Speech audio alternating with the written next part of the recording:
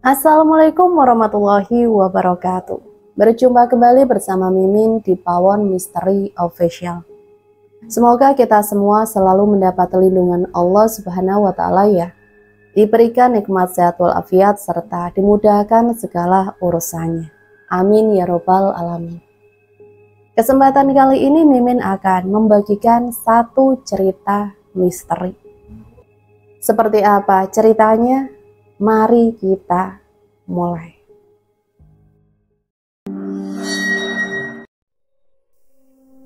Bang, kenapa sih si Tigor itu yang kuasai kampung kita ini, Bang? Tanya Iwan suatu hari pada Ucok, sahabatnya. Mau gimana lagi, Wan? Kan dia itu preman dan terkenal kejam dari kampung sebelah. Tapi kan abang banyak tatonya, masa kalah sama Tigor sih, Bang? Ah, menang di tato aja lah abang ini. Masa takut sama dia sih? Tak berapa lama kemudian lewat seorang wanita yang cantik di hadapan mereka. Saat itu Ucok dan Iwan sedang bermain gitar di pos satpam dekat pasar yang berada di kampung mereka. Iwan bersiul saat wanita itu melintas. Iwan pun senyum-senyum pada si wanita dan dibalas senyuman manis oleh wanita itu. Hai bang, apa yang kau siul-siulkan sama temanku ini? Gaknya sadar kau bang, mana pantas lah kau sama temanku ini? Teriak salah satu wanita itu lalu berhenti di hadapan Iwan dan Ucok. Hus, gak boleh kasar berbicara pada orang lena, kata Safitri pada Madalena sahabatnya. Tuh lihat, cewek macam gini yang ku cari menjadi pendamping hidupku, bukan kayak kau, cerewet kali bah. Sementara itu Vira sesekali melirik Ucok yang sedari tadi duduk dan diam sambil memetik senar gitar tanpa menghiraukan percakapan mereka. Boleh kenalan, Dik, kata Iwan sambil menjulurkan tangan, ingin bersalaman, membuat Vira buru-buru mengalihkan pandangannya kembali kepada Iwan. Boleh bang, kata Vira sembari ingin menjabat tangan Iwan. Gak usah, nanti titanus kau Vir. Kau tengok aja tangannya itu, jorok kali, kayak gak pernah dicuci. Bang, sadar diri kau ya bang. Apa gak kenal kau sama si Vira ini? Kata Lena pada Iwan. Memangnya siapa kau ini, adik cantik nan manis? Tanya Iwan merayu. Tapi Lena malah menarik tangan Vira sambil berlalu pergi, meninggalkan Iwan dan Ucok di sana. Yah, sombong kali lah cewek zaman sekarang ya bang. Tanya Iwan sambil menyikut Ucok. Udah lah Wan, enggak usah kau berharap sama cewek itu. Bapaknya itu mantan preman di kampung sebelah. Kau tahu si Tigor itu murid bapaknya. Kok tahu bang? Ucok hanya diam mendapat pertanyaan begitu dari Iwan. Setelah beberapa jam kemudian terdengar suara teriakan dari seorang wanita yang memanggil Ucok. Lalu Ucok pun berdiri dan melihat dari kejauhan. Wanita itu berlari ke arah mereka. Bang Ucok, itu bang, mamamu bang. Kenapa sama mamaku? Tanya Ucok panik. Warungnya diacak-acak sama geng si Tigor bang. Cepat bantu sana. Kasihan tadi mamamu didorong sama anak buah bang Tigor sampai jatuh ke parit. Ucok pun berlari menuju warung tempat mamanya berjualan. Sesamanya di sana, Ucok tidak mendapati mamanya di sana. Namun barang dagangannya sudah hancur berantakan. Salah seorang pedagang di sana mengatakan pada Ucok kalau mamanya sudah dilarikan ke rumah sakit terdekat karena kepalanya berdarah tadi waktu terjatuh ke dalam parit. Ucok dan Iwan pun bergegas menuju rumah sakit terdekat. Sesamanya di sana, Ucok langsung diarahkan seorang suster ke UGD karena sedari tadi ibunya memanggil-manggil nama anaknya, Ucok. Tapi mereka terlambat karena nyawa ibu Ucok sudah tidak tertolong lagi. Melihat ibunya sudah tidak bernyawa lagi, Ucok pun emosi dan amarahnya memuncak. Dia segera ingin pergi dan menuju lokasi tempat geng Tigor berkumpul. Tapi Iwan menghalangi dia. Sabar bang, jangan terbawa emosi bang. Nanti malah abang yang kenapa-napa. Tenang dulu bang. Kayak mana aku bisa tenang Wan? Mamaku itu udah gak ada. Mau ku bantai semua preman-preman itu Wan. Itu bisa kita urus nanti bang. Sekarang kita urus saja dulu jenazah mama kita itu bang. biar cepat dimakamkan, kata Iwan sambil memegang tangan Ucok. Ucok berteriak sambil meninju tembok, membuat luka di tangannya, dan tembok itu bercak darah dari tangan Ucok. Apa yang dibilang Iwan itu benar, Cok. Sabar dulu. Lebih baik urus dulu mayat mamamu. Kami juga tadi sempat geram melihat kelakuan preman itu. Karena uang 10.000, mamamu kehilangan nyawanya. Mau melawan, kami gak mampu karena mereka bawa parang, Cok, kata salah satu orang yang mengantarkan ibu Ucok ke rumah sakit. Iya bang, cuma kurang 10.000 setoran mama abang tadi. Tapi mereka malah gak mau tahu bang. Pas mau diambil mereka dilaci, gak dikasih mama abang. Terus mama abang diseret sama anak buah Tigor dan didorong sampai masuk ke parit. Terus kepala mama abang kena pinggiran parit bang, makanya kepalanya berdarah. Ucok semakin emosi mendengar penuturan orang-orang dari pedagang tersebut. Dia sangat kehilangan ibunya, sebab sejak masih kecil dia sudah ditinggalkan oleh bapaknya. Itu juga karena petarung di pasar. Dia hanya tinggal berdua dengan ibunya, tapi saat ini ibunya juga sudah meninggalkannya. Rasanya amarah Ucok sudah tidak terbendung. Tapi apa yang dikatakan Iwan ada benarnya juga.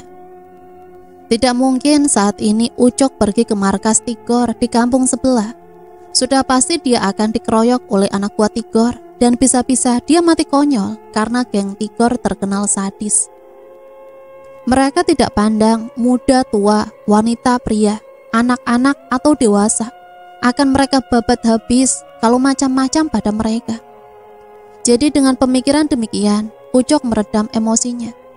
Dia berterima kasih pada bapak-bapak yang sudah mengantar ibunya ke rumah sakit dan segera mengurus jenazah ibunya untuk dimakamkan. Setelah beberapa minggu kematian ibunya, Ucok kembali membuka warung ibunya dan berjualan di sana. Kebetulan rombongan preman datang menagih hutang setoran pasar. Saat tiba giliran mereka menagih, Ucok terlihat betul. Mata Ucok memerah dan wajahnya juga memerah. Dia menahan amarahnya. Setoranmu mana? Bentak anak buah Tigor. Masih pagi bang, belum ada yang beli. Tapi anak buah Tigor meringsek masuk ke dalam dan membuka paksa laci milik Ucok. Tapi Ucok tidak tinggal diam. Dia melawan dan mendorong anak buah Tigor. Saat anak buah Tigor tersungkur ke jalanan depan warung Ucok, teman-teman preman yang lain melihatnya dan datang mengerumuni warung jualan Ucok. Salah satu dari mereka memegang kerah baju Ucok dan menyeretnya keluar dari dalam warung. Sementara para pedagang yang lain mundur dan bersembunyi karena mereka takut. Udah berani kau melawan geng Tigor, hah? Bukan gitu bang, ini kan kampung kami dan daerah kami. Kenapa kalian malah cari uang di kampung kami? Cari uang di kampung kalian sendirilah. Cari mati kau ya. Belum kenal kok siapa aku. Aku gak takut sama kalian. Beberapa preman yang membawa parang panjang maju beberapa langkah, tapi dihentikan oleh kaki tangan Tigor dengan merentangkan tangannya. Udah, yang ini biar aku aja yang libas. Tanpa menunggu babi ibu, Jose mengayunkan tangannya ke arah wajah Ucok. Namun Ucok menangkap tangan Jose dan memutar tangannya ke belakang punggung Jose. Lalu Ucok menendang kaki Jose dari belakang, sehingga Jose terjongkok dan Ucok menginjak betis Jose dari belakang yang sudah tertekuk. Jose berteriak kesakitan. Seseorang memukul pundak Ucok dari belakang. Tanpa diberi apa-apa, semua anak buah Tigor menyerang Ucok. Ada yang memukul Ucok memakai balok kayu, ada yang meninjunya berkali-kali. Bahkan ada yang menginjak-injak perutnya, sampai-sampai Ucok meringkuk menahan kesakitan. Berhenti! Teriak seorang wanita menghentikan kegiatan yang dilakukan Jose dan gengnya memukuli Ucok. Terlihat tubuh Ucok sudah babak belur dan lebam di seluruh wajahnya. Wanita itu segera mendekati Ucok yang merintih kesakitan. Ternyata Safira yang telah menolong Ucok. Sudah, hentikan perbuatan kalian. Apa kalian tidak malu main keroyokan seperti ini? Tapi kak, gak usah banyak bicara lagi. pergi kalian sekarang dari sini. Kembali Vira membentak mereka. Sambil tertunduk, Joseph pun mengajak anak buahnya pergi meninggalkan Ucok yang terkapar tak berdaya. Abang gak kenapa-napa kan? Tanya Vira sambil mengangkat tubuh Ucok untuk berdiri. Sementara dari kejauhan terlihat Iwan berlari menghampiri Ucok dan juga Vira. Astaga, abang kok bisa jadi bubur kayak gini bang? Kata Iwan sambil membantu Vira mengangkat tubuh Ucok agar segera berdiri. Lalu mereka mendudukkan Ucok di sebuah bangku. Abang kenapa bang? Kok jadi kayak gini? Pasti ini semua perbuatan preman busuk itu kan? Mereka itu udah buat resah kampung kita bang. Apalagi bosnya itu. Ish, mau kubakar aja lah itu orang. Seenaknya aja mukul orang lemah kayak kita ini. Kata Iwan panjang lebar. Sementara Vira hanya menunduk. Ish, kok ini lawan? Aku gak apa-apa kok, jangan ngomong kayak gitu kau. Kata Ucok sambil bermain mata sama Iwan dan melirik Vira. Dengan refleks Iwan menutup mulutnya. Dia tidak sadar kalau Safira ada di sana juga. Maaf ya bang, ini semua karena Bang Tigor, anak buah Bapak Vira. Dan tanpa sengaja Bapak Vira lah dalang dari semua ini. Kata Vira dengan masih tertunduk. Ah nggak apa-apa kok dek, ini bukan salahmu. Kenapa kau yang minta maaf sama aku? Ambil ini bang untuk berobat Bang Ucok. Kata Vira sambil memberikan uang ratusan ribu ke tangan Iwan. Makasih ya dek, maaf tadi omonganku yang kasar. Aku nggak bermaksud. Nggak apa-apa kok bang. Potong Vira sambil berlalu pergi. Tunggu dulu, teriak Ucok. Safira pun berhenti dan berbalik ke arah Ucok. Aku gak butuh uangmu, ambillah lagi. Wan, kasihin uangnya itu. Tapi bang, abang tenang aja, uang itu bukan dari Bapak Vira kok. Itu uang dari hasil kerja Vira ngajar ngaji anak-anak. Jadi ambillah bang, Vira ikhlas. Kata Vira lalu pergi. Abang jangan diem aja dikeroyok kayak gitu bang. Kita harus berbuat sesuatu bang. Apa maksudmu Wan? Udah bang, besok abang ikut saja sama aku. Kita ke orang pintar bang. Untuk apa Wan? Ah, aku gak butuh yang gituan. Untuk apa ke dukun segala? Biar abang jadi kebal.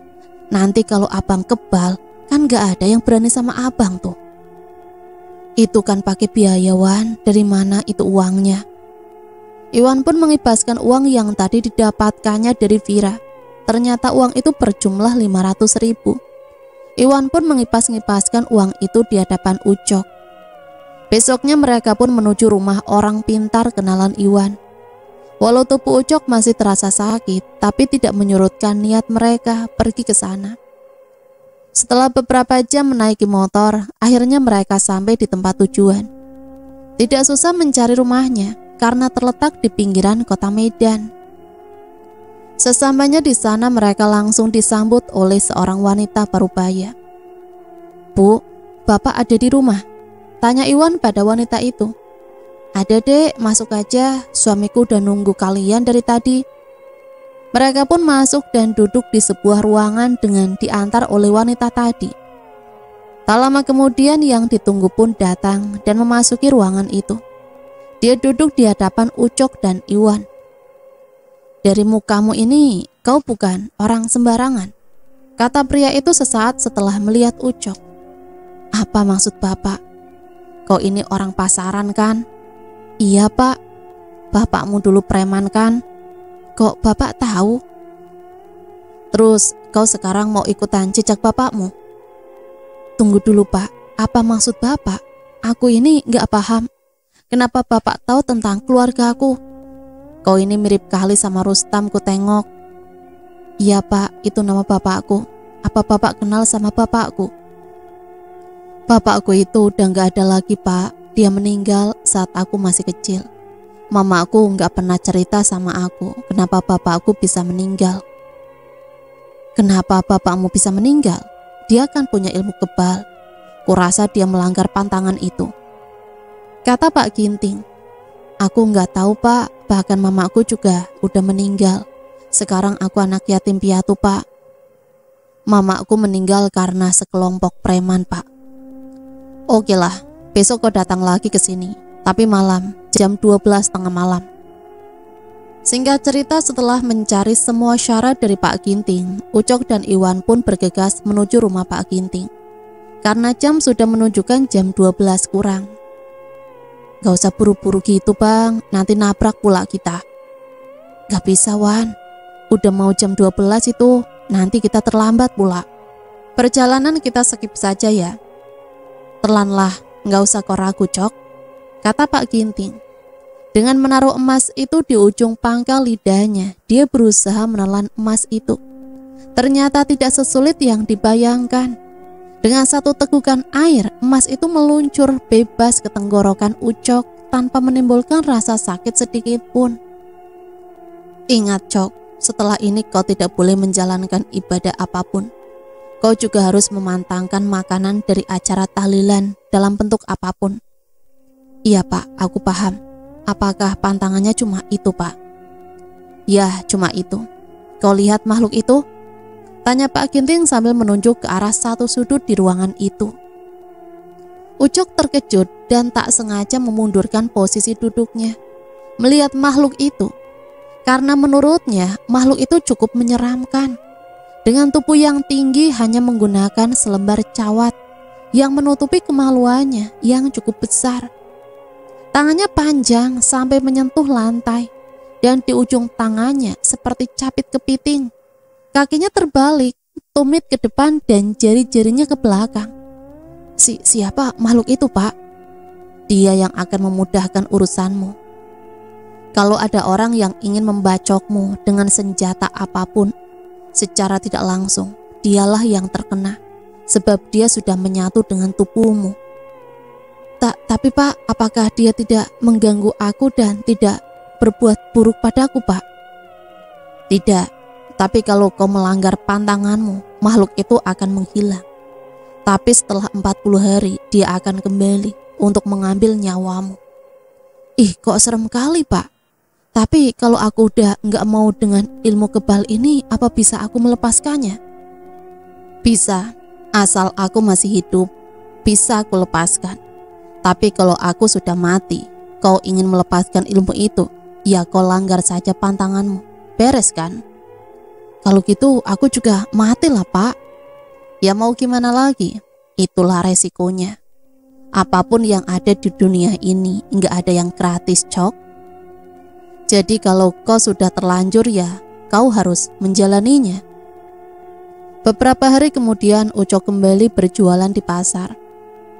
Tak lupa dia membawa pisaunya seperti perintah Pak Ginting. Kemanapun dia pergi, dia harus membawa pisau itu. Ucok meletakkan pisau itu di laci meja jualannya. Tak lama kemudian terdengar seorang wanita berteriak sambil berlari di hadapannya. Ucok sangat terkejut melihat wanita itu yang ternyata Tiur. Setelah Tiur melintas, dia melihat Jose mengikuti Tiur dari belakang. Ucok segera berlari mengikuti Jose dari belakangnya. Dia memotong laju Jose. Berlari membuat Jose terkejut dan tiba-tiba menghentikan larinya. Kenapa kau ada di sini? Kenapa kau kejar si Tiur itu? Bukan urusanmu. Lagian ngapain kau ikut campur? Tiur itu sudah kuanggap adekku. Jadi apapun yang berurusan sama Tiur udah menjadi urusanku.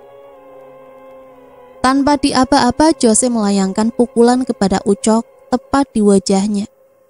Wajah Ucok hanya terdiam, tanpa bergerak. Kembali Jose memukul tubuh Ucok, kali ini tepat di perutnya. Masih tetap sama. Ucok juga tidak merasakan sakit sedikit pun. Padahal dulu terjedot saja, sudah merasa sakit. Tapi kali ini Ucok tidak merasakan sakit apapun pada tubuhnya. Jose terdiam sejenak melihat Ucok dengan seksama. Dia merasa heran kenapa Ucok tidak merasakan sakit setelah beberapa kali dipukul olehnya. Kau dengar ya, jangan pernah lagi kau ganggu si Tiur itu, atau nyawamu hilang. Kau pikir aku akan takut dengan ancamanmu? Apapun yang kau bilang, aku gak peduli. Aku cuma mau si Tiur itu jadi istriku. Maka dari itu, kau gak usah ikut campur urusanku. Kalau gitu, kau cari mati. Setelah itu Ucok memukul perut Jose, namun ditangkis oleh Jose dengan memegang tangan Ucok yang akan memukul bagian perutnya. Tapi kembali Ucok melayangkan tendangan dengan kakinya. Jose tersungkur ke tanah dengan memegangi perutnya yang terasa sakit. Sampai-sampai tubuh Jose meringkuk akibat sakit yang teramat sangat. Jose merintih kesakitan dan memuntahkan darah segar dari mulutnya. Gimana, Jos? Apa kau masih ada niat untuk mengganggu Tiur? Awas kau ya, ku bilang sama Bang Tigor, biar dilibas kau nanti. Bentak Jose sambil berlari pergi meninggalkan Ucok.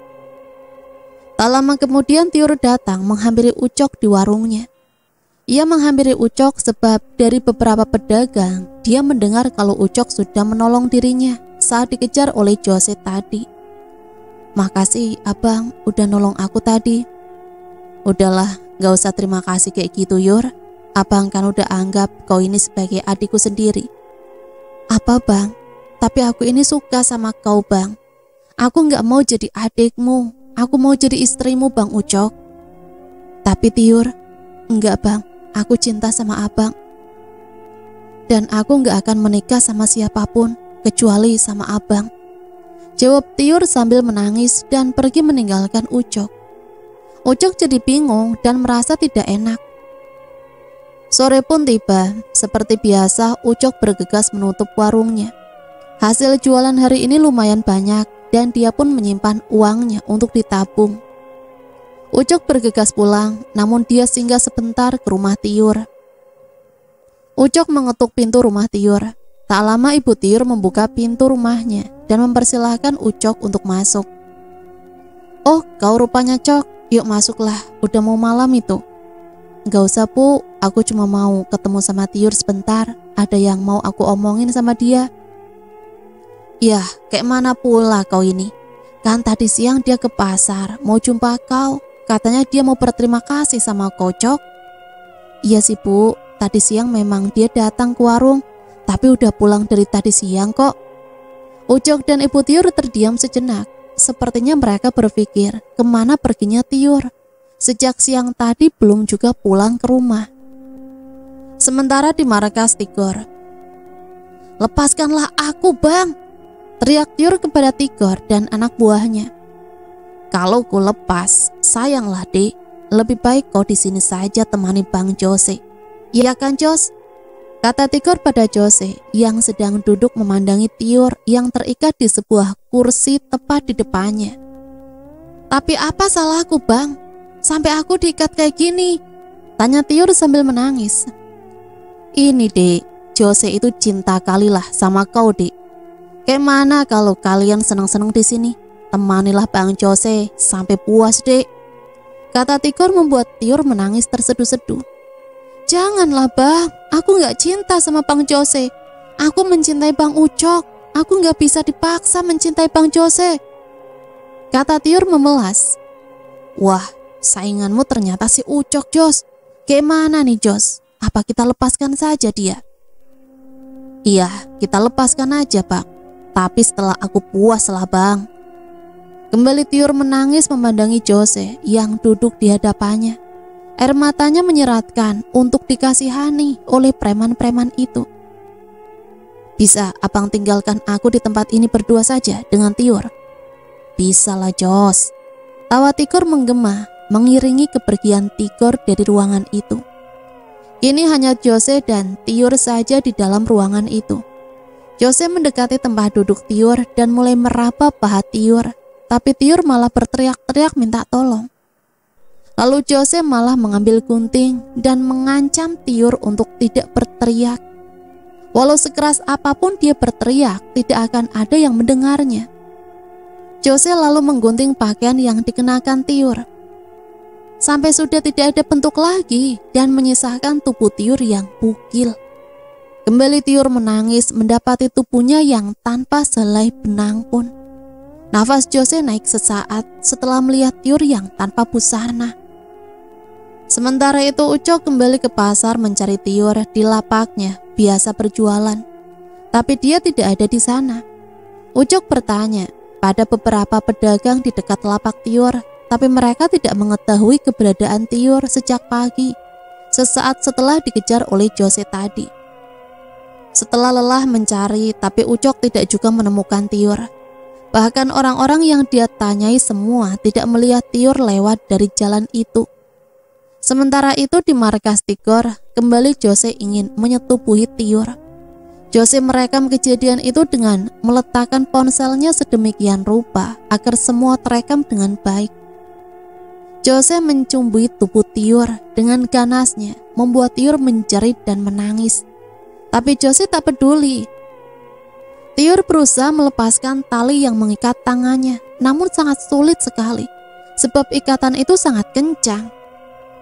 Tior berusaha melepaskan tali yang mengikat tangannya di belakang kursi.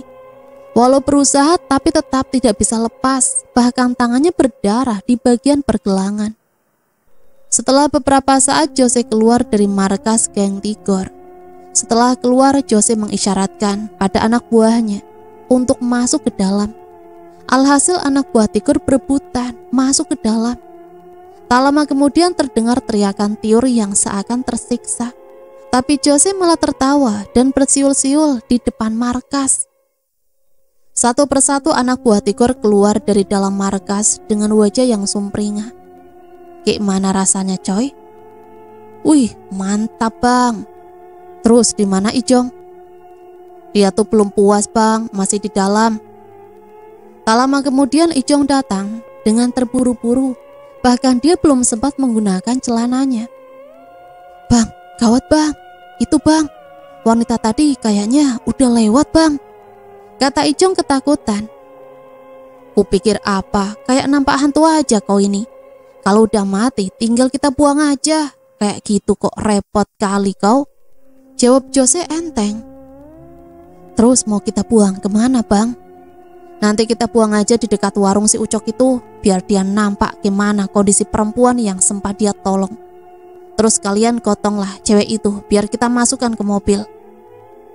Lalu dua orang anak buah Tigor menggotong tubuh Tior keluar dan segera memasukkan tubuhnya ke dalam mobil. Setelah mereka meletakkan tubuh Tior yang masih tanpa busana itu ke dalam mobil, Ijong menatap tubuh Tior itu tanpa berkedip. Walaupun cantik, tapi kondisi mayat wanita ini kok serem ya bang? Udahlah, yuk kita buang ke pasar aja wanita ini. Mereka melajukan mobil menuju pasar dan berhenti tepat di depan warung Ucok. Mereka menutupi tubuh Tior menggunakan daun pisang, lalu bergegas pergi meninggalkan tubuh Tior begitu saja. Keesokan paginya saat Ucok berjalan menuju warungnya, dia sangat terkejut saat melihat ada potongan tangan menghalangi jalannya. Ucok menggeserkan potongan tangan itu menggunakan kakinya. Dia jongkok memperhatikan potongan tangan itu. Kok kayak potongan tangan manusia? Pikir Ucok dalam hati.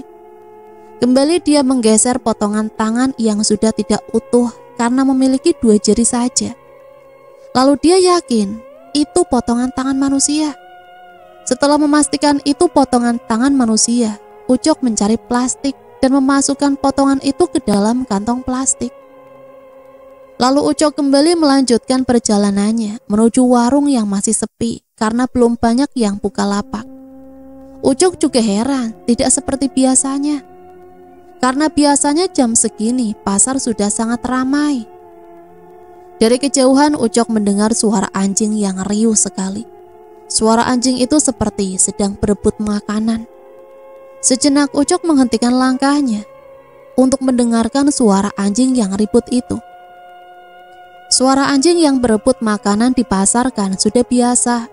Tapi saat dia kembali mendengarkan suara anjing itu, kok dekat dengan warungnya. Ucok mempercepat jalannya. Bukan apa-apa. Ucok hanya takut kalau warungnya diacak-acak oleh anjing-anjing yang berada di pasar. Setelah sampai di warungnya, Ucok sangat terkejut karena anjing-anjing itu berebutan tubuh manusia. Segera Ucok berteriak mengusir anjing-anjing itu.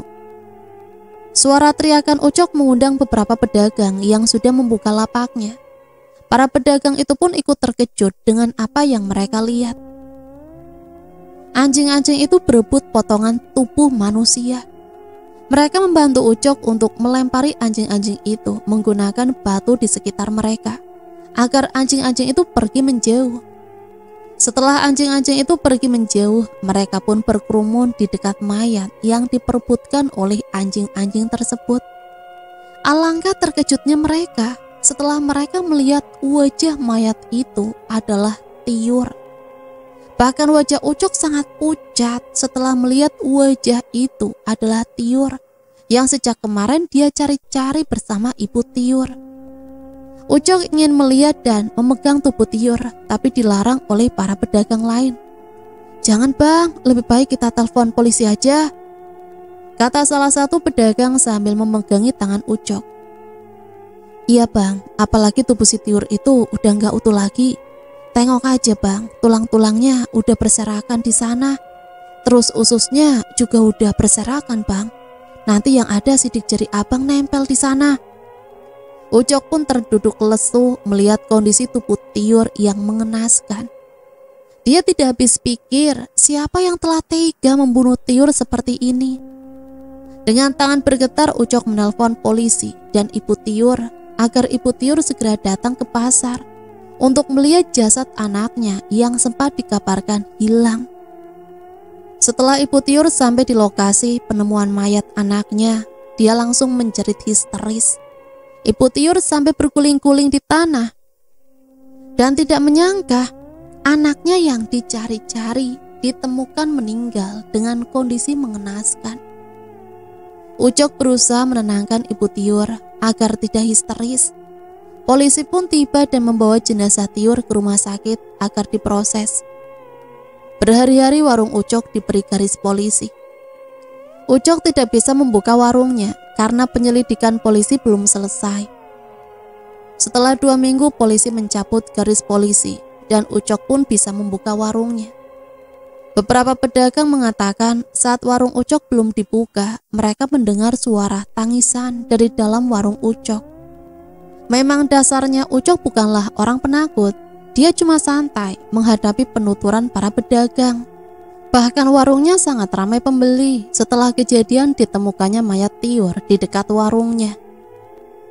Tapi suatu malam saat Ucok ingin menutup warungnya, dia mendapati pembeli yang sangat aneh. Seorang wanita yang menggunakan kerudung hitam. "Bang, beli minyak goreng sekilo lah bang." "Iya, udah tutup lah dek, cobalah ke warung sebelah, mungkin belum tutup." "Nggak ada lagi yang buka bang, cuma abang aja yang masih buka." Dengan malas Ucok membuka warung kembali dan mengambil minyak gorengnya. "Cukup sekilo dek, apalagi yang mau adik beli, biar nggak bolak-balik aku," teriak Ucok dari dalam warung. Namun tidak ada jawaban dari luar warung. Ucok pun kembali berteriak dari dalam warung. "Cuma minyak aja dek yang mau dibeli. Apa masih ada yang lain dek, biar ku tutup warungku ini?" Tapi tetap tidak ada jawaban. Akhirnya Ucok keluar dari warung dengan membawa minyak goreng 1 kilo. Saat di depan warung tidak ada siapapun di sana. Ucok heran kemana perginya perempuan tadi. Ucok mencari ke sekitar warung namun tidak ditemukan siapapun. Dengan kesal Ucok kembali masuk ke dalam warung dan meletakkan minyak itu kembali ke dalam. Orang zaman sekarang tuh suka kali ngerjain orang. Apa dia pikir nggak capek aku bolak-balik kayak gini? Gumam Ucok sambil mengunci pintu.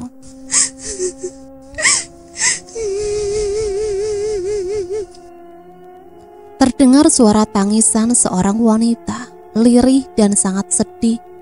Setelah beberapa langkah Ucok pergi dari warungnya. Suara tangisan wanita itu semakin keras saja didengar oleh Ucok. Dia pun menghentikan langkahnya dan melirik ke segala arah. Dia merasa bingung kenapa ada orang yang menangis. Didengar dari suaranya bukan anak-anak.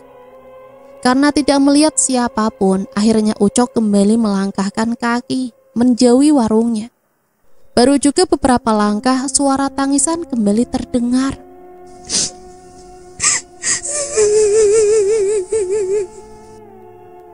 Ucok kembali melihat ke seluruh arah. Dengan sedikit terkejut, Ucok melihat seseorang tanggal duduk tak jauh dari warungnya. Ucok berpikir sejenak, kapan orang itu ada di sana? Padahal tadi tidak ada orang di sana. Dengan rasa penasaran, Ucok menghampiri sosok yang sedang menangis itu. "Maaf Bu, Ibu sedang apa di sini? Terus kenapa Ibu menangis? Kalau lagi ada masalah lebih baik Ibu selesaikan dengan baik-baik Bu. Jangan nangis di sini.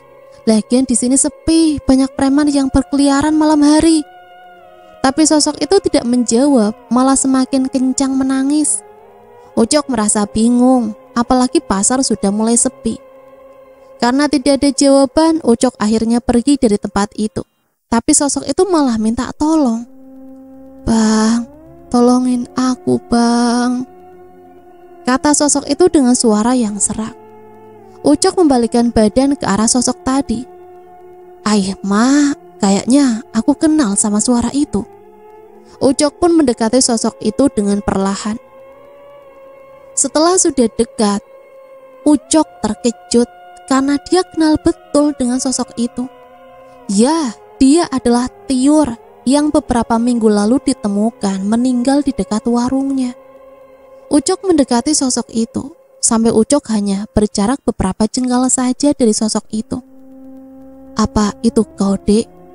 "Tiur, tenanglah kau di sana, Dik. Jangan muncul kayak gini. Nanti orang-orang pada nggak mau lagi beli ke warung abang, Dek." Tapi sosok itu malah menunjuk ke arah warung Ucok. Tentu saja, Ucok merasa bingung. Apa maksud sosok yang menyerupai Tiur itu? "Apa maksudmu, Dek? Apa yang kau tunjuk itu, Dek?" "Sudahlah, Dek. Lupakan tentang urusanmu yang belum selesai di dunia ini. Tenanglah di sana, Dek." Setelah berkata seperti itu, sosok wanita itu pun berdiri dari posisinya semula yang terduduk. Jelas sekali Ucok melihat kalau sosok itu melayang, tak menyentuh tanah. Sosok itu melayang menuju warung Ucok. Ucok pun mengikuti sosok itu sampai tiba di depan pintu warungnya. Beberapa saat sosok itu berhenti di depan pintu warung Ucok, lalu menghilang menembus pintu warung Ucok. Merasa aneh, Ucok pun membuka kembali warungnya.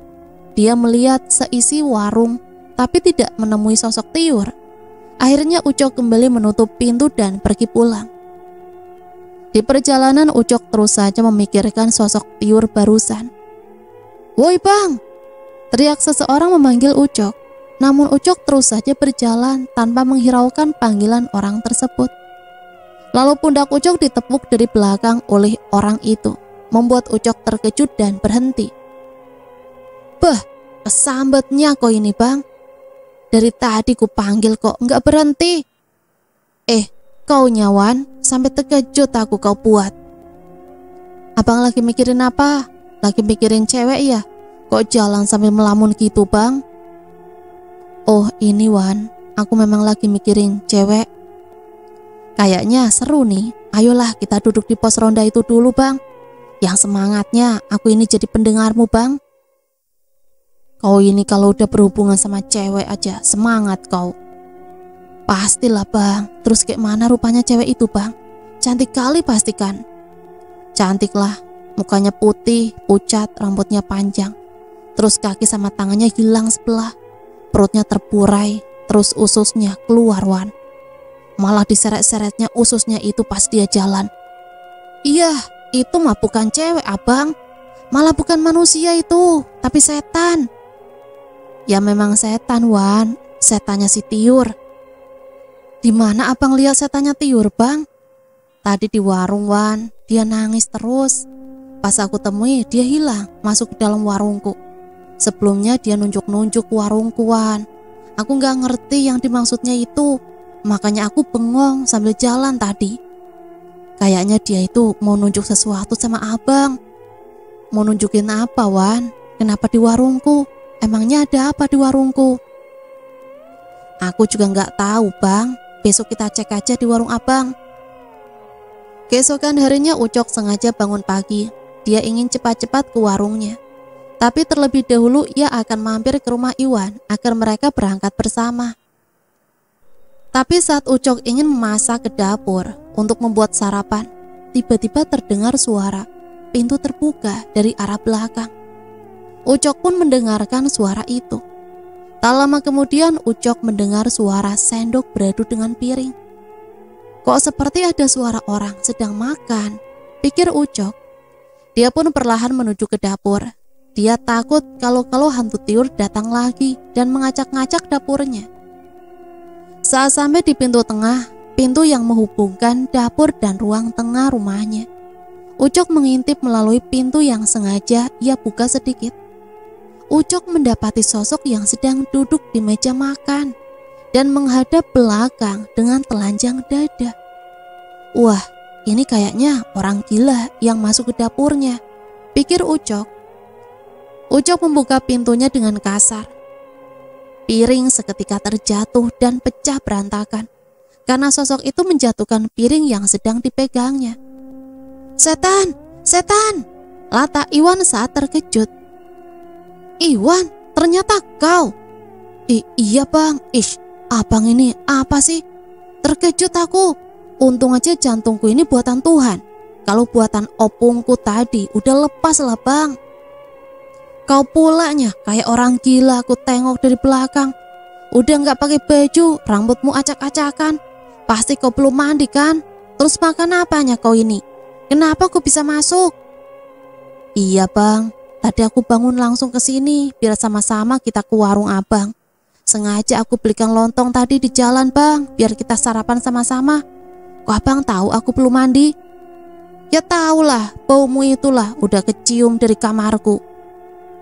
Ledek Ucok sambil duduk dan menyantap lontong yang dibawa Iwan. Setelah selesai sarapan, Ucok segera bersiap-siap, sementara Iwan menunggu di depan rumah Ucok. Mereka sudah tidak sabar menuju warung untuk cek warung Ucok. Apa benar ada sesuatu di sana? Sampai arwah tiur menunjuk ke arah warungnya tadi malam. Setelah sampai di warung Ucok, dia segera membuka pintu warungnya. Iwan langsung meringsek masuk ke dalam warung Ucok. Iwan mencari sesuatu yang mencurigakan, seperti benda asing yang tidak biasa di dalam warung kelontong. Iwan mengacak-ngacak warung Ucok, melihat dan meletakkan barang dagangan Ucok dengan sembarangan. Iwan, kayak mananya caramu nyarinya itu? Kok kau berantakin semua barang-barangku?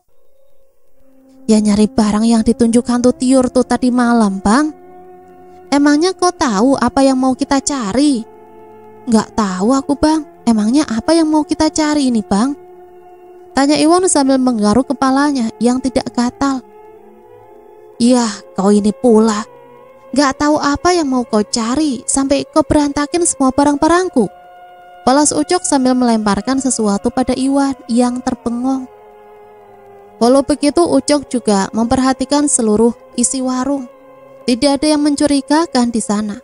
Lantas apa maksud arwah tiur semalam menunjuk warungnya dan menghilang masuk ke dalam warungnya?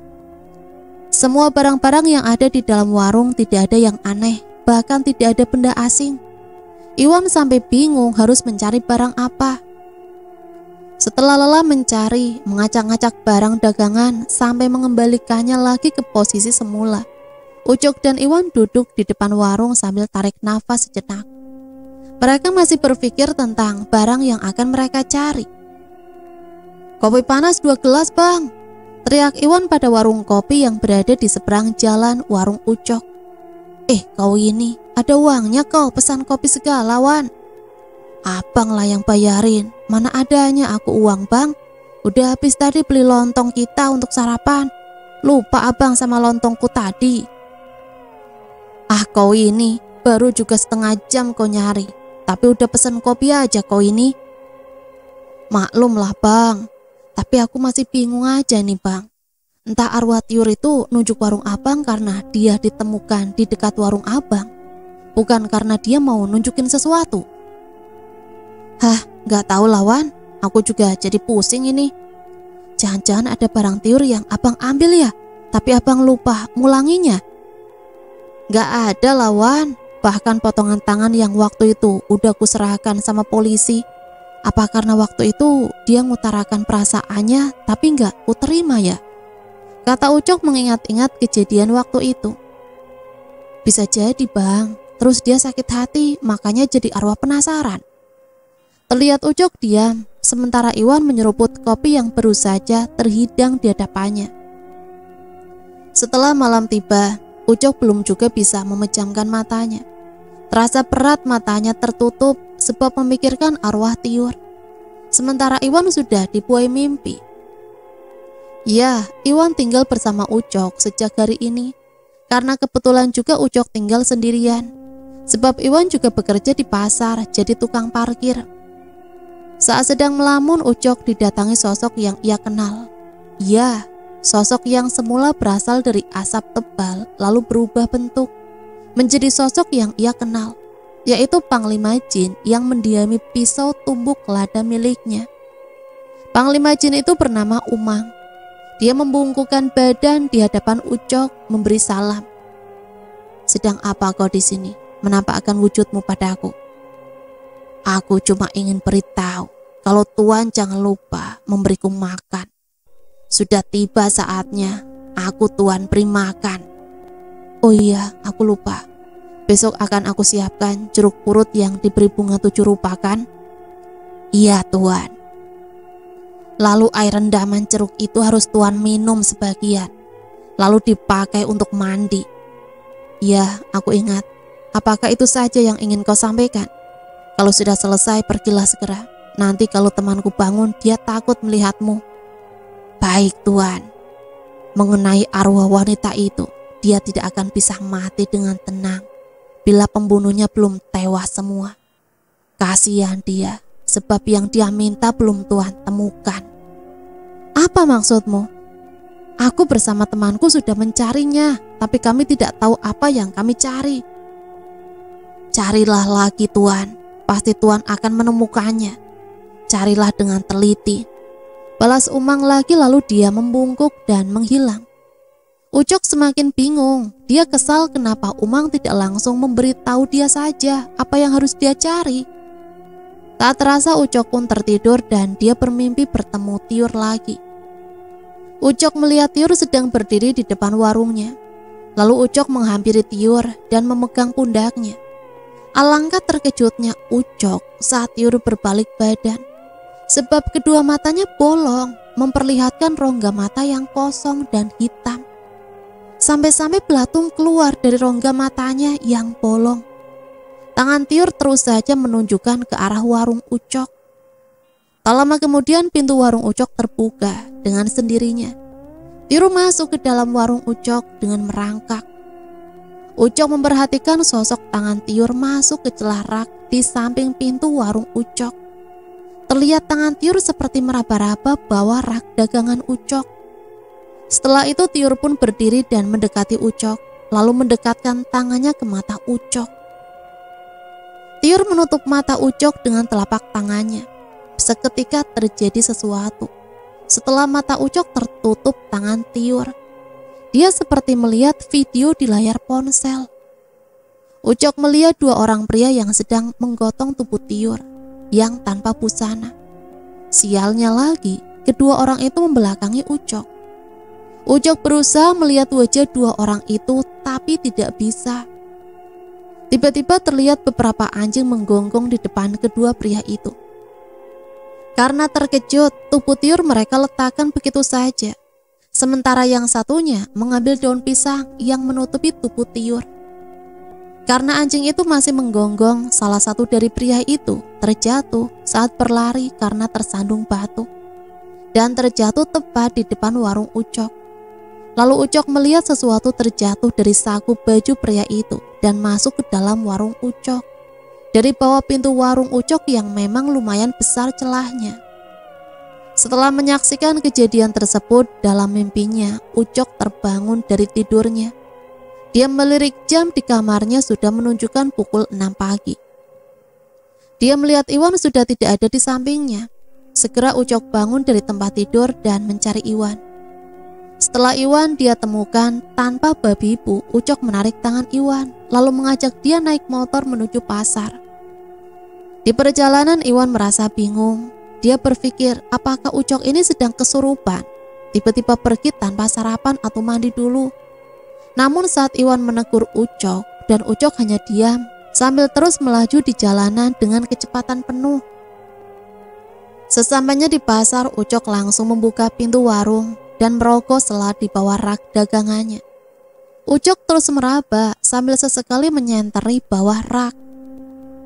Setelah beberapa saat kemudian, Ucok menemukan yang ia cari dari kemarin.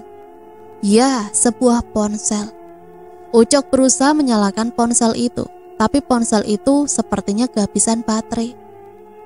Sepertinya ponsel ini habis baterai, Wan. Kok ada ponsel di situ, Bang? Dari mana Abang tahu kalau ada ponsel di situ? Bah, kenapa kau di sini, Wan? Tanya Ucok sampai terkejut. Abangnya yang main tarik aja. Yang gak sadarnya abang kalau aku tadi lagi mandi. Kan untung aku mandi gak telanjang, Bang. Untung aku pakai celana pendek. Badan sama rambut gua aja masih sabun-sabun ini. Asik main tarik-tarik aja. Iya, maaf Wan, aku gak nyadar tadi. Balas Ucok sambil cengengesan. Ketawa-ketawalah kaunya, Bang. Ya udah, ayo kita pulang, biar mandi lagi aku. Lagian ponsel itu kan perlu dicas. Akhirnya dengan cengengesan, Ucok pun pulang dengan membonceng Iwan yang masih penuh dengan sabun di tubuhnya. Sesampainya di rumah, Ucok segera mengecas ponsel yang ia temukan tadi. Untung saja masih bisa dicas. Tak lama kemudian Iwan datang dari arah dapur dengan 2 piring mie instan goreng untuk sarapan mereka. Sementara Ucok terus saja memperhatikan ponsel yang ia temukan tadi. Ponsel siapa itu, Bang? Gak tahu juga, Wan. Tapi di dalam mimpiku tadi malam, ponsel ini punya orang yang udah bunuh si Tiur. Kok tahu kau, Bang? Tahu dari mana? Dari arwahnya si Tiur lah, Wan. Dia masuk dalam mimpiku tadi malam. Setelah sarapan, Ucok pun kembali melihat ponsel itu. Sudah beberapa persen baterainya terisi. Ucok pun menyalakan ponsel itu. Dan untungnya ponsel itu masih bisa dinyalakan. Saat dikotak-katik, sial bagi Ucok karena ponsel itu memakai kunci. Alamak, yang berkunci pula HP ini. Udah tenang aja kok, Bang. Aku punya kawan di pasar yang bisa buka kunci atau sandi ponsel di pasar. Tenang aja kok, Bang. Beres itu. Oke lah, cepat habiskan mimo itu biar kita ke pasar. Kata Ucok tak sabar. Kayak mana, Bro? Bisa kok kerjakan ponsel ini? Tanya Iwan pada temannya itu. Kalau yang kayak gini mah gampang. Tapi uang rokokku ada nggak nih? Iya, kok ini belum aja kerja, udah minta hepeng. Udahlah, kasih aja Wan, biar cepet dikerjakannya. Ya udahlah, nanti ku kasih. Gak usah kau takutkan, kau udah kenal lama sama aku kan? Masa kau gak percaya sama aku, Bro? Oke lah, tapi paling cepet nanti sore nih baru siap, Bang. Kayak mana, Bang? Bisa Abang ambil nanti sore? Iya, nanti sore ku ambil ya, jawab Ucok. Setelah itu mereka bergegas pergi menuju pasar. Sesampainya di warung Ucok, Iwan pun berbicara tentang pasar malam yang akan dibuka di desa mereka. Bang, kayak mana kalau pas pasar malam tuh nanti udah dibuka, kita kuasai parkirannya di sana? Untuk apa, Wan? Malas sekali aku. Kan kau tahu aku sibuk di pasar. Di pasar kan pagi sampai sore, Bang. Kalau malam kan nggak lagi buka warung Abang. Bisa lah Abang, backing aku di parkiran sana, Bang. Lumayan loh, Bang, untuk uang masuk kita, Bang. Ish, nanti bermasalah lagi sama si geng orang itu, Wan. Malas lah aku. Tolonglah, Bang. Lumayan itu untuk uang masuk kita, Bang. Ya, Bang. Tolonglah, Bang. Karena Abang sekarang kan ada ilmu kebalnya. Pasti aman lah kurasa. Iya. Ngerengek mulu kau ah. Gak malu kau sama jambangmu itu. Sore pun tiba. Ucok bergegas menuju warnet tempat teman Iwan bekerja.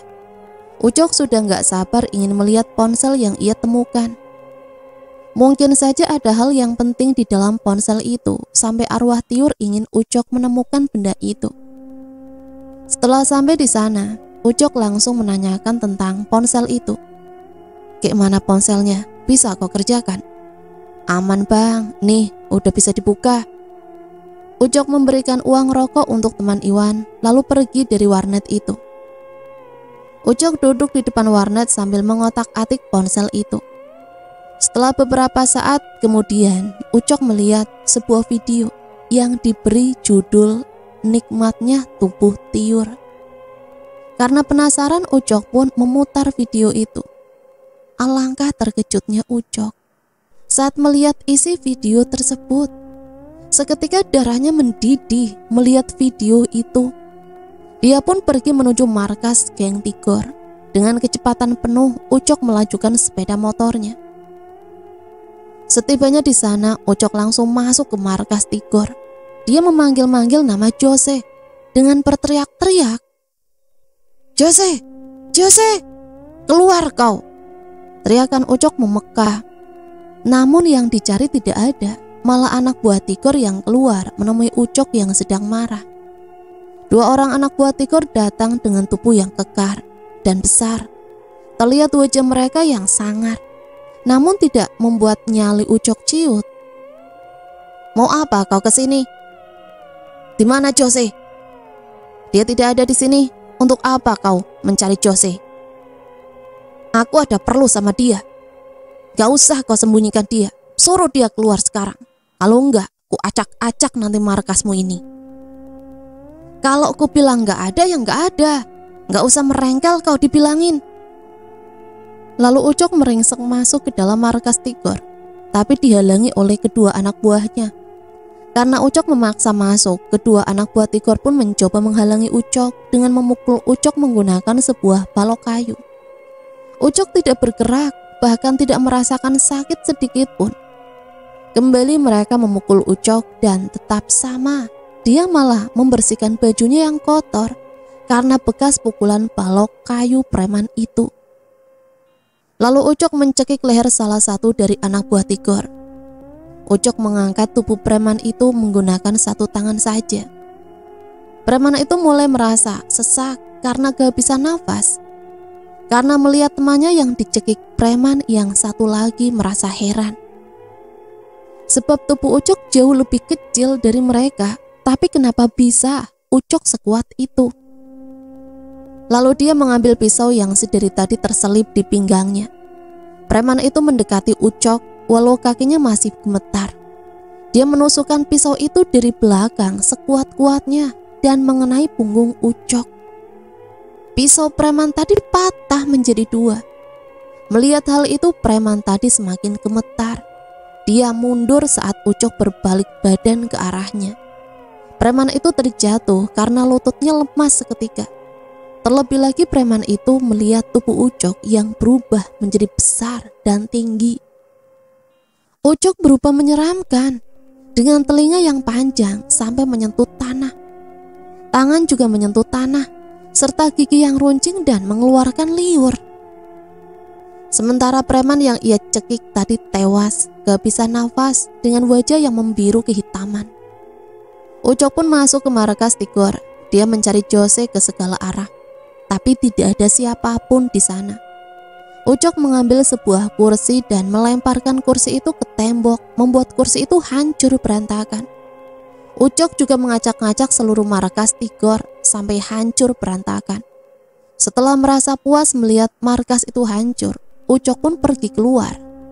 Kau bilang sama Jose kalau Ucok nyari-nyari dia. Jangan sampai kau lupa. Bentak Ucok pada anak buah Tigor yang ketakutan sampai-sampai ngompol di celana. Setelah Ucok pergi dengan sepeda motornya dan menjauh, anak buah Tigor pun pingsan tak sadarkan diri. Ucok pulang ke rumahnya dengan amarah yang memuncak. Setelah tiba di rumah, tak sengaja Ucok meninju pintu rumahnya sampai menimbulkan suara yang keras sekali. Iwan pun berlari menuju pintu depan dan melihat siapa yang telah melempar pintu rumah Ucok dengan begitu keras. Setelah Iwan membuka pintu dengan sebuah parang di tangannya, Iwan terkejut karena ternyata itu adalah Ucok, si empunya rumah. Ish, Majang, kaunya ternyata bang. Ucok hanya terdiam mendapati pertanyaan Iwan, dan Iwan pun mengerti karena melihat nafas Ucok yang tidak beraturan, juga wajahnya yang terlihat merah padam. Kenapa bang? Tanya Iwan sambil memegang tangan Ucok dan mengarahkannya untuk duduk. Ucok memberikan ponsel tadi pada Iwan dengan wajah yang tidak melihat Iwan. Iwan pun mengambil ponsel itu dan membukanya. Kau tengoklah video di ponsel itu, pinta Ucok yang mulai sedikit tenang. Iwan pun melihat video di dalam ponsel itu. Wajah Iwan berubah menjadi marah dan sedih. Matanya berkaca-kaca melihat video itu. Biadab kali geng Tigor itu, Bang. Gak tega aku lihat video ini, Bang. Si Tiur ini kan temanku sejak kecil, Bang. Sudah ku anggap kayak saudara aku dia. Ternyata dia mati mengenaskan, Bang. Kita laporkan aja ke polisi, Bang. Enggak, Wan. Kalau dia lapor polisi, enggak lama orang itu di penjara. Kau tahu kan, si Tigor itu punya kuasa. Biar aku aja yang libas orang itu semua. Biar ku buat hukuman yang pantas untuk orang itu, Wan. Enak kali dia setelah membunuh si Tior masih bisa tidur dengan nyenyak. Abang mau buat apa, Bang? Kau tengok aja nanti. Ku buat hidup preman-preman itu gak nyaman. Lagian aku juga mau balaskan dendamku karena orang itu yang udah buat mamaku tewas, Wan. Iwan pun manggut-manggut saja sambil meletakkan ponsel tadi di samping Ucok. Ucok pun menyusun sedikit rencana untuk membalaskan dendam ibunya dan Tiur yang tewas di tangan para preman. Suatu hari Safira datang berbelanja ke warung Ucok. Seperti pelanggan yang lain, Ucok melayani Safira. Fira sengaja berlama-lama memilih dan memilah di warung Ucok. Selain warung kelontong, Ucok juga menjual bumbu-bumbu dan beberapa jenis sayuran. Sesekali Fira melirik Ucok yang tengah sibuk menata barang dagangannya. Awas matamu, nanti katarak, terus gak nampak kau lihat laki-laki yang lain selain abang itu. Tegur Lena pada Fira sambil menyikut lengan Fira. Apaan sih kamu ini, Lena? Kata Fira sambil tersipu malu. Kan bener yang ku bilang. Iya, kalau kau juga dilirik sama dia. Ini orangnya malah cuek aja pun sama kau. Masih kau tengokin aja. Fira pun melihat ke arah Ucok yang masih cuek walau sudah disindir oleh Lena. Bang, sayur yang ini berapa satu ikat? Tanya Fira basa-basi. 2.000 aja, Dek. Ya udah, Bang, aku beli 10.000 ya. Setelah selesai memilih barang belanjaan, Fira ingin membayar barang belanjaannya, namun ditolak oleh Ucok. Gak usah dibayar, Dek, ambil aja untuk adik. Hitung-hitung balas budi waktu adik nolong tempo hari. Gak bisa gitulah, Bang. Nanti malah aku yang jadi balas budi abang lagi. Ya udahlah, Dek, kita impaskan. Udahlah, dikasih gratis kok. Kamu malah mau bayar sih, Fir. Udah stres kau ini. Ih, gak boleh gitu loh. Kita kalau beli kan harus bayar, Lena. Gak usah, Dek. Nanti mati pula aku dipukuli anak buah bapakmu si Tigor itu. Bentak Ucok. Fira terdiam sesaat mendengar perkataan Ucok. Apa maksud abang? Aku gak ada hubungannya sama itu semua ya, Bang. Kata Fira terlihat wajahnya yang marah. Jangan marah lah, Dek. Abangku ini memang gitu orangnya. Kalau ngomong, janganlah kau tersinggung ya, Dek. Setelah Iwan berbicara. Bilangnya sama kawanmu itu, Bang. Kalau bukan karena suka temanku ini sama dia, nggak mungkin dibela-belainya belanja di warungnya ini. Yang bisanya dia nyuruh pembantunya belanja. Jangan ngomong gitulah, Len. Malu aku kau buat. Habis aku kesel kali sama orang itu. Kayak dia aja laki-laki yang paling ganteng di dunia ini. Kau pun udah tahu orangnya sombong kayak gitu. Kenapa pula kau suka sama dia? Nggak ada lagi yang lain rupanya. Fira pun terdiam, begitu juga dengan Ucok. Dia menundukkan wajahnya karena tidak berani melihat wajah Fira saat itu juga. Jangan gitulah, Dek. Abangku ini orangnya baiklah, Dek. Kau maklum aja lah kalau dia cuek sama kalian. Karena kau tahu kan, bapakmu itu preman yang lumayan disegani di kota ini. Yang takutnya kami nanti jadi perkedel dibuat anak buah bapakmu itu, Dek. Kata Iwan.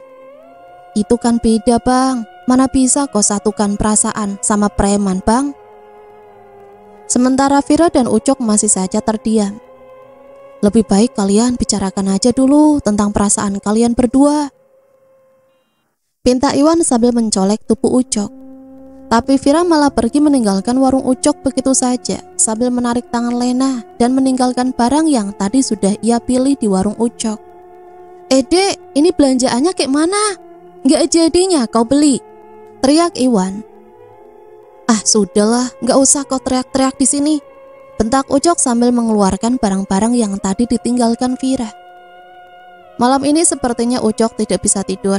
Dia memikirkan tentang Vira.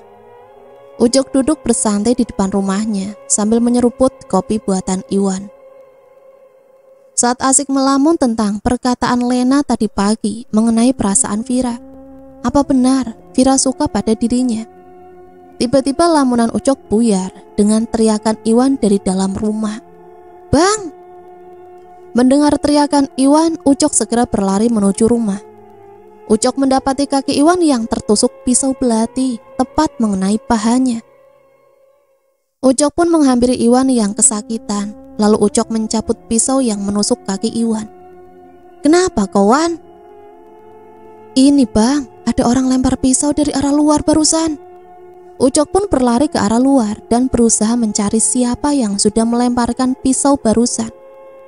Tak berapa lama Ucok kembali ke dalam rumah karena tidak ditemuinya siapapun di luar rumah. Gak ada siapa-siapa di luar, Wan. Mungkin udah kabur dia, bang. Aduh, sakit kali kakiku, bang. Lalu Ucok memapah tubuh Iwan untuk masuk ke kamar. Tapi baru beberapa langkah berjalan kembali, rumah itu dilempari sesuatu. Sebuah batu bata dibungkus secari kertas melewati pintu belakang yang masih terbuka lebar dan mendarat tepat di hadapan Iwan dan Ucok. Setelah mendudukan Iwan di kursi, Ucok mengambil surat kaleng itu dan membacanya. Berani kau macam-macam sama aku, tengok aja kau nanti. Bersiaplah kau mati di tanganku. Isi surat yang dibaca Ucok sudah bisa ia tebak dari siapakah surat kaleng itu. Apa tulisannya itu, bang? Ancaman, Wan. Kau tahu siapa yang udah nulis surat ini? Gak usah takut, bang. Abang kan udah kebal, jadi libas saja semua preman-preman itu, bang. Setelah itu Ucok pergi meninggalkan Iwan di rumah dengan terlebih dahulu menyuruh Iwan istirahat di rumah. Lalu Ucok bergegas menuju markas Tigor. Di perjalanan Ucok dihadang oleh beberapa motor saat di jalanan sepi. Ucok berhenti karena di tengah jalan ada beberapa preman yang berdiri menghadang jalan Ucok. Ucok dipaksa mereka turun dari motor dan menarik Ucok masuk ke dalam mobil. Ucok hanya menurut saja saat mereka paksa masuk ke dalam sebuah mobil. Bukannya Ucok takut pada mereka, tapi Ucok sengaja ikut karena penasaran mau dibawa kemana dia oleh preman-preman itu. Ternyata dugaan Ucok benar. Mereka membawa Ucok ke sebuah tempat yang sepi dan jauh dari pemukiman warga. Di sana sudah menunggu Jose dan beberapa anak buahnya. Terlihat Jose sudah berdiri tepat di depan sebuah bangunan tua yang terbengkalai.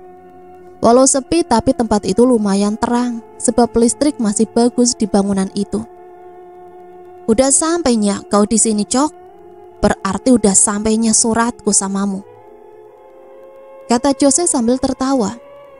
Ketawalah kau puas-puas sebelum kau mati di tanganku, jawab Ucok. Aku yang mati atau kau? Bentak Jose sambil mengisyaratkan anak buahnya untuk menyerang Ucok. Seketika anak buah Jose menyerang Ucok beramai-ramai. Ada yang memukuli Ucok dengan kayu, ada juga yang membawa parang yang panjang. Mereka serentak menyerbu dan mengayunkan senjata yang mereka pegang. Setelah mereka menyerbu dengan serentak, mereka semua memukuli Ucok dengan membabi buta. Ucok tertunduk sampai meringkuk di tanah karena dipukuli oleh banyak anak buah Tigor. Sementara Jose hanya tertawa terbahak-bahak melihat Ucok yang dipukuli oleh anak buahnya. Tawa Jose terlihat sangat puas, tapi tiba-tiba Ucok terbangun dan menghempaskan seluruh anak buah Jose yang telah memukuli dirinya. Semua anak buah Jose terhempas berserakan, sampai-sampai ada yang terpental beberapa meter dari tubuh Ucok. Wajah Ucok yang merah membara perlahan-lahan berubah. Ya, tubuh Ucok berubah menjadi tinggi dan menyeramkan. Tapi anak buah Ucok tidak mundur melihat hal itu. Mereka kembali menyerbu Ucok, sedangkan Jose masuk ke dalam mobil sesaat setelah melihat Ucok yang berubah menyeramkan di mata mereka. Satu persatu anak buah Jose maju sembari membawa senjata masing-masing. Tapi Ucok mengeluarkan tumpuk lada yang terselip di pinggangnya. Ucok melemparkan pisau itu ke arah anak buah Jose. Dan pisau itu menancap di dada salah satu anak buahnya. Lalu pisau tadi kembali ke tangan Ucok dengan sendirinya. Kemudian Ucok kembali melemparkan pisau itu kepada mereka dan pisau itu menusuk dada anak buah Jose. Begitu seterusnya hingga beberapa kali. Melihat hal itu, sisa anak buah Jose kabur karena takut menjadi korban Ucok. Tapi saat salah satu anak buah Jose mau kabur, Ucok memegang belakang motor anak buahnya, lalu mengangkat motor itu dari belakang. Alhasil motor itu cuma jalan di tempat. Dan saat anak buah Jose berusaha kabur, Ucok pun melepaskan motor yang dia pegangi tadi. Lalu motor itu menabrak mobil yang Jose tumpangi, sehingga bagian mobil ringsek, sedangkan motor itu hancur berantakan. Ucok menghampiri Jose yang masih berada di dalam mobil dengan wajah yang bengong. Melihat Ucok berubah begitu menyeramkan. Ucok mengangkat mobil Jose dengan satu tangan, lalu mengguncang-guncangkan mobil Jose sampai Jose terhempas ke sana dan kemari. Ampun, ampun, lepaskan aku, Cok. Ampun, Cok. Ucok hanya diam dan kembali melanjutkan kegiatannya itu. Lalu dia memiringkan mobil Jose dan mengangkat mobil itu beberapa meter dengan tangan panjangnya. Setelah itu dia menghempaskan mobil itu ke tanah dengan kerasnya. Ucok melakukan hal itu beberapa kali sampai-sampai mobil Jose ringsek tak berbentuk. Lalu Ucok membuka pintu mobil dan menarik tubuh Jose yang sudah dibasahi dengan darah. Bahkan wajahnya menancap beberapa serpihan kaca. Ini belum seberapa dengan perbuatan bejatmu terhadap Tiur, bentak Ucok. Aku minta maaf. Ampuni aku, Cok. Aku mengaku salah. Kasihani aku lah, Cok. Enak saja kau minta maaf. Tanpa belas kasihan kau membunuh Tiur bersama teman-temanmu. Kau juga sudah membuat mamaku meninggalkan aku selamanya. Nyawa dibayar dengan nyawa. Setelah itu Ucok mengambil pisau andalannya dari balik pinggangnya. Ucok menusuk tubuh Jose berkali-kali, masih dengan mengangkat tubuh Jose di udara. Untuk terakhir kalinya Ucok menusuk tubuh Jose tepat di dadanya, lalu menarik pisau itu ke bawah sampai ke perutnya. Sudah bisa ditebak kondisi Jose saat ini dengan usus yang terburai. Lalu Ucok melemparkan tubuh Jose ke arah mobilnya yang sudah ringsek. Setelah itu Ucok pergi begitu saja, meninggalkan mereka di sana. Pagi-pagi sekali Iwan terkejut mendapati Ucok yang sudah berada di sampingnya sedang tertidur dengan nyenyak. Iwan berteriak saat terbangun karena terkejut dan terjatuh dari tempat tidur, lalu meringkuk menutupi mukanya. Karena terkejut Ucok pun terbangun dengan mengucek-ngucek matanya yang terasa susah untuk dia buka. Kenapa pula kau berteriak, Wan? Tanya Ucok sambil menutup mulutnya yang menguap. Kau, Bang, kau. Kenapa sama aku? Kayak nengok setan aja kok inilah. Kau tengoklah di kaca, Bang. Karena penasaran Ucok pun bangun dari kasurnya dan berjalan menuju kaca yang berada di samping tempat tidurnya. Iya, kenapa pula mataku ini, Wan? Kenapa berdarah-darah kayak gini, Wan? Kok nanya aku pula kau ini, Bang? Badan kau yang berdarah-darah, malah aku yang kau tanya. Memangnya semalam kau dari mana? Apa kau jadi balas dendam, Bang? Iya, semalam kan aku mau datangi markas Sitigor itu. Seingatku, preman-preman itu cegat aku di jalan, terus bawa aku ke tempat sepi. Memang saat itu aku dikeroyok sama orang-orang itu. Cuma itu yang ku ingat, Wan. Seterusnya, aku gak inget apa-apa. Gak inget yang udah terjadi, Wan. Jangan-jangan terjadi sesuatu, Bang. Kita tengok lokasi semalam abang dikeroyok, nyok. Ah ngapain Wan? Gak usah lah. Udah ayolah bang. Aku penasaran nih, cepetlah abang mandi biar ku beresin tempat tidur kita yang penuh darah ini. Kata Iwan sambil mendorong tubuh Ucok masuk ke dalam kamar mandi. Singkat cerita mereka pun ke tempat di mana Ucok dikeroyok oleh preman-preman malam itu. Saat tiba di sana, mereka hanya melihat sebuah mobil yang hancur ringsek, penuh darah dan beberapa sepeda motor yang rusak parah. Terdapat juga bercak darah dan darah yang berceceran di mana-mana. Kalau ditengok dari tempat ini, kayaknya terjadi pertumpahan darah semalam ini bang. Aku pun gak tahuan, kayaknya sih kayak gitu Wan. Udahlah kita pergi aja dari sini nyok, takutnya nanti ada polisi Wan. Tapi kalau ditengok-tengok dari kondisi tempat ini, kenapa nggak ada satupun mayat atau tubuh di sini, bang? Nggak tahulah aku, Wan. Ayo kita pulang aja. Mereka pun bergegas meninggalkan tempat itu. Setelah tiba di warung, Ucok menata barang-barang yang akan dijual. Sedangkan Iwan masih terlihat di depan warung dan melamun. Ngapain kau melamun aja di sana? Nggak kerja kau. Nanti parkiranmu siapa yang urus? Iya. Aku masih bingung aja sama kau bang. Kok bisa tempat itu? Belum selesai Iwan bicara, warung Ucok didatangi pembeli. Bang, beli sayurannya lah, teriak seorang wanita. Dek Lena, jawab Iwan menyambar. Bumbunya juga ya bang, terus sayuran yang ini juga bang, kata Lena tanpa melihat Iwan yang sedang menegurnya. Sombong kali lah adik ini. Banyak kali kau belanja dek. Di mana sahabat sejatimu itu? Kok tumben gak belanja? Lagi sibuk dia bang. Anak buah bapaknya ada yang meninggal, jadi dia sibuk di rumahnya ini. Lagian ngapain dia belanja? Kalau orang yang mau dia jumpai sombongnya minta ampun. Kayak pejabat aja yang mau dijumpai. Sekali jumpa gak open dia, kata Lena menyindir. Ya jangan kayak gitulah dek. Abangku ini baiklah, kata Iwan sambil berbisik pada Lena.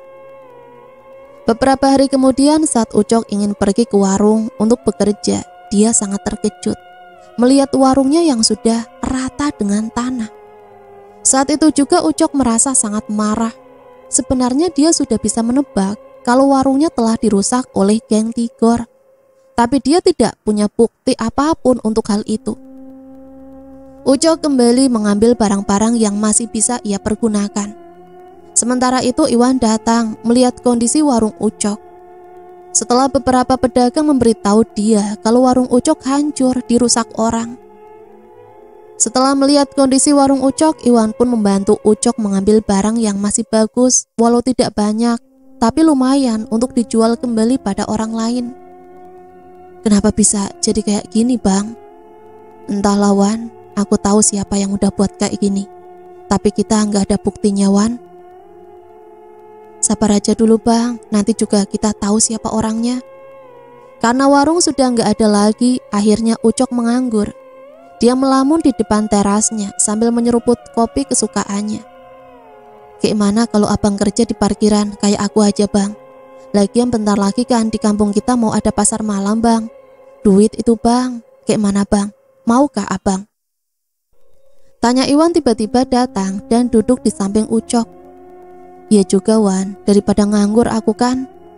Tapi aku ada permintaan sama abang. Permintaan apa Wan? Asal gak aneh-aneh aja lah.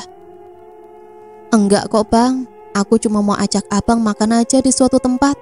Apa abang mau ku ajak makan? Mumpung aku ada uang lebih nih bang. Iyalah, tapi kapan Wan? Terus di mana?